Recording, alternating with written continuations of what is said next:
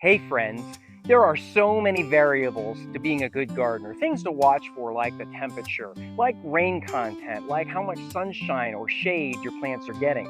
And sometimes we feel like we're throwing a bunch of things against the wall just hoping that our garden is going to be great this season. But you know, there's one thing that's so important that gardeners sometimes forget about, and that is the actual health of your soil, the structure, the chemistry, and the content of what the plants are actually growing in. So in this video, we want to talk about a special method that you can test your soil to see if the structure supports a well-balanced garden.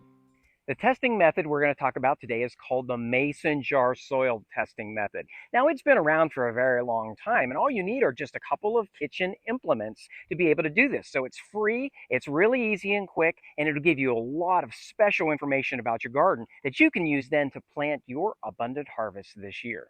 Start by collecting all the materials that you will need for your project. First, a spade or a shovel to collect the soil from your sample sites.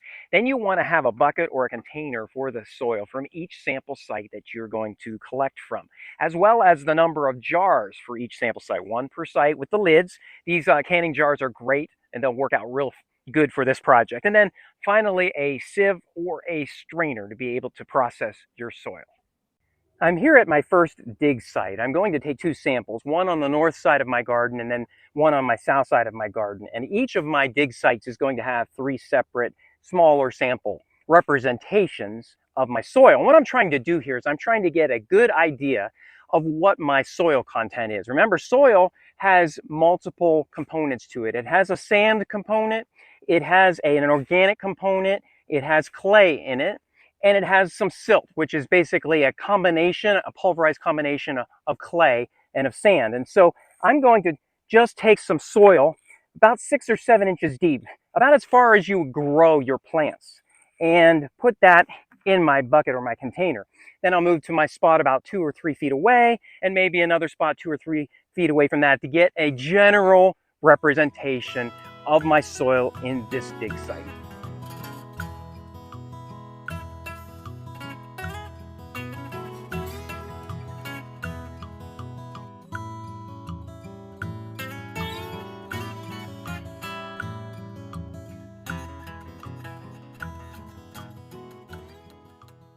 Once you've taken your garden samples and have them in your bucket or container, you'll want to find a workspace to be able to sift through the strainer and put your handfuls of dirt and soil into your strainer. Some of this will be clods of soil that can easily be broken up, and those will fit through the strainer holes. That's what you want. You don't want the sticks and the small rocks, maybe wood chips. You throw those out and just work this through so that you have a pile that starts to be created there. And what you'll end up then with is the bigger pieces that can be discarded and thrown out. When you have a pile that's large enough to be able to fill your mason jar 40% of the way, no more than halfway with the soil, then that's the time that you want to stop and then work on your other sample or samples if you have them. After your samples are separated using the strainer and loaded into the mason jars, it is time to pour in the fresh water. Because this test is not a chemical test, it's not necessary to use distilled water. Pour the water up to 90% of the jar and make sure to lightly shake it around in order for the water to reach all the way to the bottom of the jar. It is important not to leave any dry material in the jar as it will skew your results. Once the water is in, we'll add a little bit of our dishwashing detergent. What this does is it helps separate, just 1 or 2 drops, helps separate the particles out in your solution so that they'll all get all of the water that they need in order to separate into their layers. And you will shake this for about 60 seconds. And at that point, it's just a matter of letting it sit for 24 hours or so. These jars have only been sitting for a couple of minutes, but you can already see the strata starting to take shape. And that's what you want, is these to break up and divide into sand and clay and into silt. It will take about a day, 24 hours at least, 48 hours if you're able, to allow for this water to clear and for the strata to solidify exactly how we want to see them. And then at that point, we'll look at our results and we'll measure them. Your results will obviously differ from mine, but we'll help you interpret each of them. So stay to the end and we'll show you what kind of soil you have. It's been a full 48 hours since I put my samples in my jars and brought them inside to settle. I chose 48 hours this time instead of the 24 hours I typically do because I wanted to see if there was a difference, a quality difference in the amount of differentiation between the layers. I didn't see any, and so I would still report the 24 hours as a fine amount of time to get really good and accurate results. And at this point, your soil sample should look like a peanut butter chocolate parfait with the different brown and orange layers separated very clearly in your jar. Make sure when you do this test that you only add 1 or 2 drops of the dish soap because any more than that might create a sudsiness and skew your results. So I'm going to look at my results and I'll show you how to measure these, what to do exactly, so that you then can measure your own results. So as we look at this jar close up, this is my sample 1 from the south part of my garden, the first sample we did. Everything down here at the bottom that settles at the bottom is sand. That is your sand layer. That is the densest layer, and that's why it goes to the bottom. This orange layer here in the middle is the clay layer. Clay is soluble in water, so it will be in suspension there, and that's why it has that orange look. But that's where most of your water is residing. Now, this layer between the clay and the sand right here, that kind of looks like it is an intermediate layer, actually is silt. And it is an intermediate layer because silt is a combination of pulverized clay and sand that has been moved by water.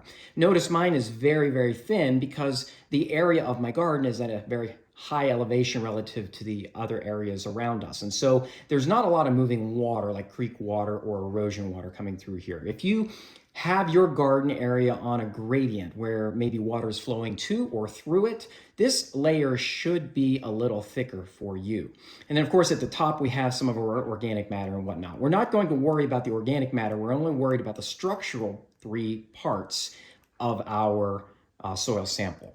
So now comes the fun part where we get to measure the 3 different layers to find out what our type of soil is. Now you can mark with a permanent black marker these layers where they start and end on this jar. But what I have started to do, and I'm going to turn this around, is I put a piece of tape on the back of that, and I am going to mark with a pencil the top of my sand layer, the top of my silt layer, and then the top of my clay layer right below the organic matter. The reason I do this is because then it'll be a lot easier for me to measure. This jar is rounded and it's hard sometimes to get a measuring tape right up against that. I'll pull that, that piece of tape off of there and I'll be able to measure based on the tape rather than the jar itself. I've taken the piece of tape off the jar and measured it with this millimeter tape.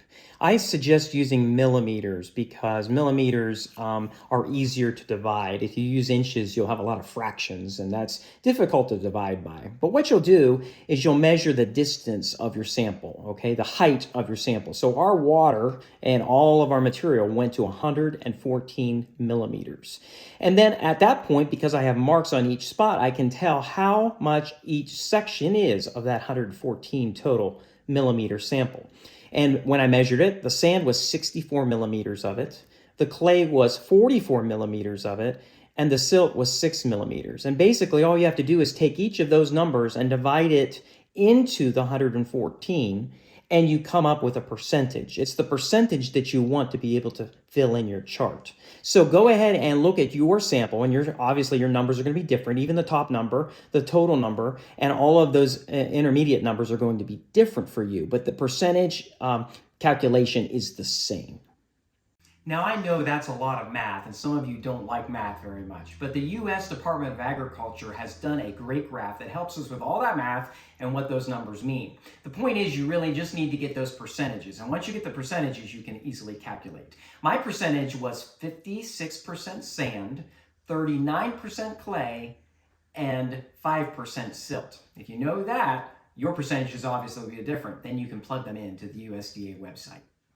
This is the official USDA loam pyramid, and it is broken out so that you can find any possible soil combination of sand, clay, and silt. Notice that sand percentage is noted on the bottom, and then on the left-hand side, your percentage of clay is noted, and on the right-hand side, your percentage of silt is noted. This is set up so that you can understand that if you go toward 100% on any of those three, you're out of balance, and so you will end up in corners, and you don't want your soil to be in a corner when you plot this on your graph. Hopefully, you'll find that your soil is a medium loam or a clay loam, something in the middle of the graph, and up the sides, not in the corners. So let's go ahead and use mine to plot and see how it looks. My sample was 56% sand, so I'm going to start at the bottom of the pyramid, and I'm going to plot a line from the 56% there to the clay side, the left-hand side. We always go counterclockwise, and I'm going to draw a line to the 44% there. 56 plus 44 equal 100, so you always want to make sure your two lines, when they connect, that they equal 100. Then I can plot my clay lines. So starting at the clay line, I'm going to plot from left to right across the pyramid. My clay percentage was 39%, and so I will draw a line from 39% on the clay side of the pyramid to 61% on the silt side of the pyramid. Remember, 39 plus 61 equal 100, so that line there is what you would find. Now you could actually stop at this point after plotting 2 and have a very accurate plot on the pyramid, but I'm going to plot my silt line just to show what it would look like. So now, looking at the right-hand side of the pyramid, I'm going to draw a line from the right-hand side of the pyramid at the 5% level down to the bottom of the pyramid, back to the sand percentage line, all the way to the 95%. Remember, 5% silt down to 95% on the other line. It perfectly intersects the other two lines, which is what I expected it to do, because when you plot this, you will have the three lines intersect perfectly. Notice where my line intersects, and I put a star right there. It's in the sandy clay section of the loam pyramid. If you're not interested in plotting the lines on your loam pyramid yourself, you can go to the USDA website, and they have a soil texture calculator online. We will put the link in the description below so you can use it. Basically, you just have 3 fields, sand, clay, and silt percentages. Then you hit the green box, get texture, and it will bring your results up for you automatically. Notice in my example here that I come up with the same results as I did manually, where that red dot is in my sandy clay soil part of the pyramid. Once you know the type of soil you have, you can then understand how to amend it. And that's the beauty of this process.